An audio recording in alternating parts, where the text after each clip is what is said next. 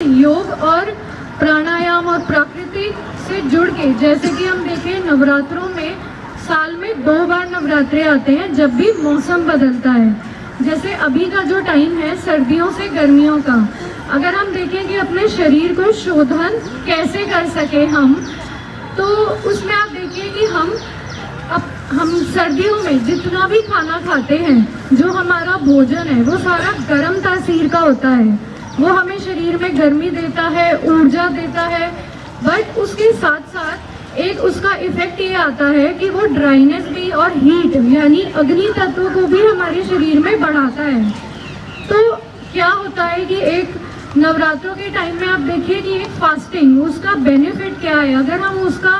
Reason और logic scientific reason समझें कि हमारी हेल्थ पे वो कैसे इम्पैक्ट करता है, कि जितना भी हमने पुराना भोजन लिया वो गर्म तासीर का हमने पूरी सर्दियों में खाया। अब आगे अगर हम उसी हमारे शरीर के अंदर जो बढ़ गई है गर्मी, जो हीट यानी पित्त अग्नि तत्व जो बढ़ जाता है, अब ये बहुत ही अच्छा समय है कि जब हम उसको वापस से क्लेंस करके, शोधन करके अपने शरीर को, जैसे एक नए बर्तन को, पुराना हमने सफाई कर दी, नया बर्तन साफ होता है, उसी में हम भोजन डालते हैं, उसी प्रकार हम अपने शरीर को भी अगर अंदर से सफाई करें, एक नए रूप से उसको तैयार करें आगे आने वाले सीजन के लिए, गर्मियों के लिए, तो हम गर्मियों की बीमारियों से भी बच सकते हैं और कई अन्य बीमारियों से बच सकते हैं। तो इसके लिए आप देखो कि अगर हमारा शरीर पहले से ही गर्म है, तो जब हम आगे अगर अपने आप को शोधन नहीं करते तो क्या होता है, धीरे धीरे हम देखते हैं हमारे शरीर में पहले से ही अग्नि तत्व बढ़ा हुआ है। हम गर्मियों में मौसम में जब सूरज और ज़्यादा होगा पीक पे, तो हमारे शरीर में गर्मी और बढ़ेगी। तो उससे क्या है कि कुछ समय के बाद ओवर द टाइम, कुछ ईयर्स में हम देखते हैं हमारी जो बोन्स हैं, मसल्स हैं, वो धीरे धीरे वीक होने लगती है। हमारा जो डाइजेशन है वो इम्बैलेंस हो जाता है, क्योंकि हमने अंदर से शोधन ही नहीं किया। वो जो भोजन हमारे सर्दियों के मौसम के लिए ज़रूरी था वो तो हमने खाया, लेकिन हमने एक बदलाव का समय नहीं दिया। हर चीज़ को हम देखते हैं, एक मशीन को भी हम चलाते हैं तो हमेशा रेस्ट का टाइम चाहिए होता है उसको। इसी तरीके से हमारे शरीर को गर्मियों के लिए रेडी होने के लिए, उस मौसम के लिए, उस मौसम की बीमारियों से बचने के लिए एक रेस्ट देना बहुत ज़रूरी है हमें अपने शरीर को। तो जैसे ही हम अपने शरीर का शोधन करते हैं, कई सारी प्रकृति में नेचुरल तरीके यानी ऐसी प्रक्रिया है जिसके थ्रू हम नेचुरल शरीर का शोधन यानी अंदर से सफाई कर सकते हैं। उस डिटॉक्सिफिकेशन के आपको फायदे क्या होते हैं कि जो हमारा डाइजेशन है वो वापस से रेडी हो जाता है उन गर्मियों के लिए, जो हम भोजन करते हैं उसको पचाने के लिए, गर्मी की तपती धूप से हमें बचाने के लिए, और साथ ही हमारी जितना पोषण तत्व है, जैसे कि हम देखें एक नाली कोई है, उसके ऊपर कुछ जमा हुआ कचरा हो जाता है तो उसमें से पानी नहीं निकलता है। इसी प्रकार हमारे शरीर में जब पुराना अन्न, भोजन, टॉक्सिन्स, वेस्ट वो सब जमा होने लगते हैं, तो हम चाहे कितना भी अच्छा भोजन लें, उसका पूरा पूरा नरिशमेंट वो जो है वो हमें नहीं मिल पाता है हमारे अंगों को। तो जब हम अपने शरीर की सफाई करते हैं, उससे जैसे ही हम अच्छा भोजन, एक प्राकृतिक नियम से भोजन लेना शुरू करते हैं, उसका पूरा पोषण हमारे हर सेल, टिश्यू, ऑर्गन्स, पूरी बॉडी में अच्छे से मिलता है और वो हमारे ऑर्गन्स को, मसल्स को, नर्व्स को स्ट्रेंथ पहुंचाता है। तो अगर हम साल के इस 2 समय में यानी 2 बार जब ये सीज़न बदलता है, आप देखिए अक्सर कहा जाता है कि जब सीज़न बदलता है ना तो बीमारियाँ आ जाती है, कोल्ड, कफ, फीवर, वो इसीलिए आती है क्योंकि उस समय में हमने ट्रांसफॉर्मेशन के लिए, उस चेंज के लिए समय नहीं दिया। अगर हम वो समय कैसे दे सकते हैं, अपने भोजन को थोड़ा सा, अपने डाइजेशन को आराम देके, यानी हम जितना पका आहार है अगर उतने दिनों के लिए, 7-8 दिनों के लिए हम जितना कम से कम पका आहार छोड़ के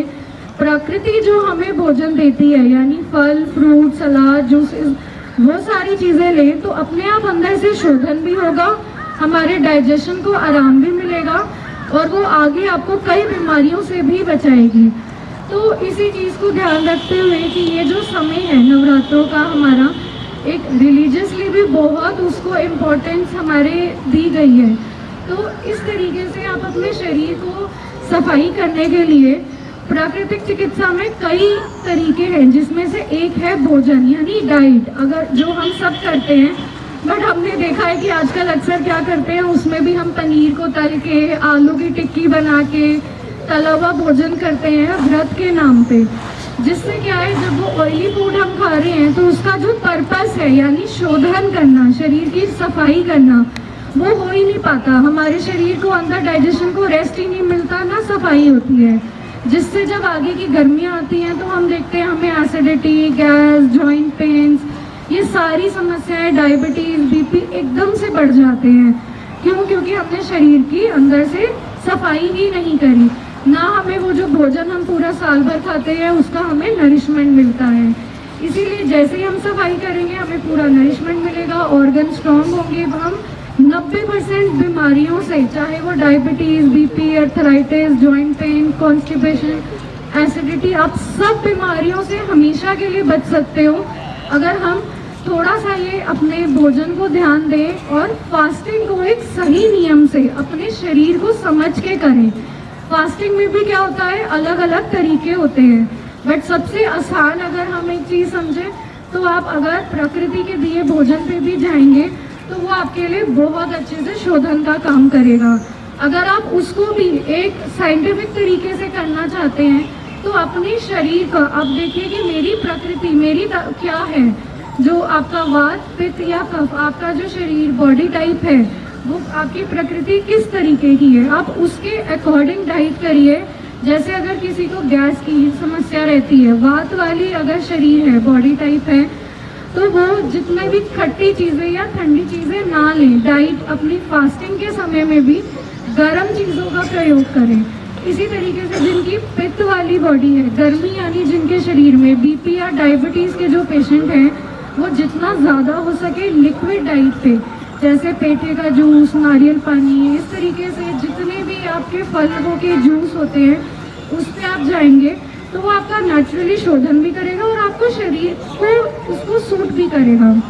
इसी तरीके से शोधन के लिए कई अन्य हमारे साधन भी होते हैं, जैसे कि एनीमा दिया जाता है। एनीमा क्या करता है, आपकी बड़ी आंत, जो बड़ी इंटेस्टाइन है, उसके अंदर से सारा जमा हुआ मल, जितने भी टॉक्सिन्स और वेस्ट होते हैं, उस कचरे को बाहर निकाल फेंकता है। जैसे हमारे वेदों में, आयुर्वेद में भी कहा गया 90% बीमारियां पेट से आती हैं। तो अगर हम वो शोधन की कुछ भी 3 से 7 दिन भी वो प्रक्रिया कर लें, जिसमें मिट्टी हमारा नेचुरल, हम देखें अभी हम सब मिट्टी में बैठे हैं, सुबह मिट्टी के संपर्क में जब हम आते हैं तो हमारे शरीर नेचुरली हील होना शुरू होता है। इसी तरीके से हमारे पेट पे मिट्टी की पट्टी लगाई जाती है, जो हमारे पेट से सारे टॉक्सिन्स को भी बाहर निकालती है। तो कई हमारे प्राकृतिक चिकित्सा में पंच तत्वों पे, जो प्रकृति के पंच तत्व हैं, उन्हीं पे आधारित कुछ प्रक्रिया है जिससे आप शरीर का अंदर से शोधन करके, ब्लड को प्योरीफाई करके, अपनी आंतों की सफाई करके बड़ी से बड़ी बीमारियों को वापस से क्योर कर सकते हैं। तो इसके लिए सर से मोटिवेशन लेके कि वो हम सबको योग के साथ उन्होंने जोड़ रखा है,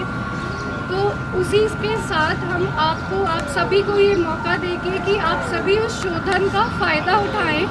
शोधन, अपने शरीर का शोधन करें। तो उसके लिए आप प्राकृतिक चिकित्सा के साथ, जैसे कि पेट पे जो मिट्टी की पट्टी है, एनीमा है, स्टीम बाथ, जैसे जल चिकित्सा जो होती है, वो हमारे शरीर के सारे पोर्स को खोल के हमारे सारे शरीर में से जितने भी टॉक्सिन्स हैं उसको बाहर निकालता है। तो इस तरीके से आप सभी के लिए हम एक बहुत अच्छा वो लाए हैं कि आप 1 घंटे का नियमित रूप से अपने शरीर को समझें, पहले कि हमारा बॉडी कैसी है, हमारी प्रकृति कैसी है, उसको समझ के 7 दिन का शोधन की क्रियाएं करें। तो आप 7 दिन के लिए एक नियमित रूप से 1 घंटे के लिए डेली एक अपनी जो प्राकृतिक चिकित्सा में शोधन क्रियाएं होती है वो आपको कराई जाएंगी, जिसमें कि आपको ये सारी की सारी जल चिकित्सा, मिट्टी चिकित्सा, एनीमा आपकी, और साथ में ही डाइट आपके शरीर के हिसाब से आपको दी जाएगी।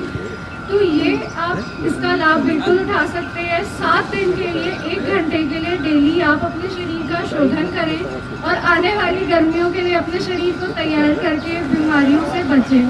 इसीलिए हमने बहुत ही हमारा 15 सेक्टर में आरोग्य धारा के नाम से प्राकृतिक चिकित्सा केंद्र है, जिसमें सर से प्रेरणा लेके हमने कि आप सभी के लिए ये बहुत ही नॉमिनल उसमें 60% ऑफ में कि ताकि आप सब एक बार उसको एक्सपीरियंस ज़रूर करें। आप आके ये डेफिनेटली ले सकते हैं। और अभी यहाँ पे हमने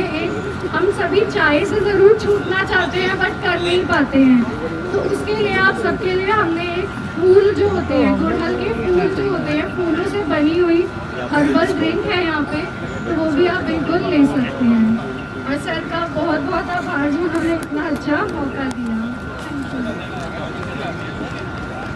Thank you for the awareness. Thank you.